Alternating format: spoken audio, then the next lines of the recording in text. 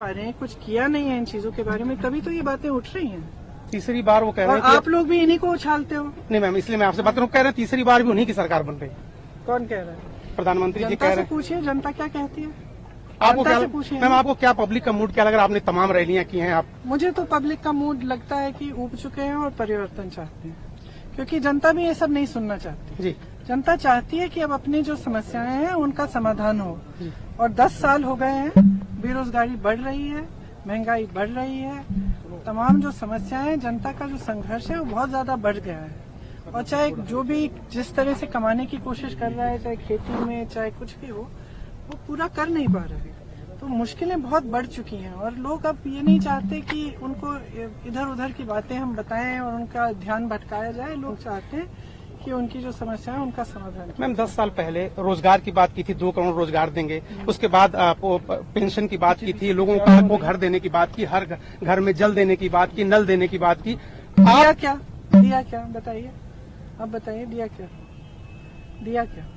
वो 15 लाख रुपए खाते में आए, वो 2 करोड़ रोजगार मिले, कुछ नहीं दिया। तो परिस्थितियां तो एकदम अलग है ना।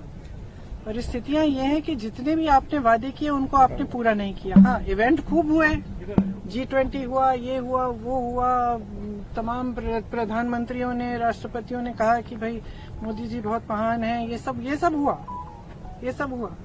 लेकिन जनता के जीवन में जो उसका रोज का संघर्ष है, जो किसान का संघर्ष है, श्रमिक का संघर्ष है, महिलाओं का संघर्ष है, तो उसमें क्या बदलाव आया? मैम राहुल जी हर सभा में पूछती हूँ कि भाई आपके जीवन में परिवर्तन आया कि नहीं आया, और जवाब हमेशा वही है कि नहीं आया, तरक्की नहीं हुई। राहुल जी पर खास तौर से जब आप देखिए तब उन पर पर्सनल अटैक भी बहुत ज्यादा होते हैं और वो लगातार आगे बढ़ते हैं, वो इन चीजों पर ध्यान नहीं देते। इसके पीछे आपको क्या लगता है, क्या रणनीति? किसकी रणनीति? आप पर्सनल जो भी राहुल की रणनीति जी, राहुल की ये रणनीति नहीं है। देखिए, एक स्वभाव होता है जी।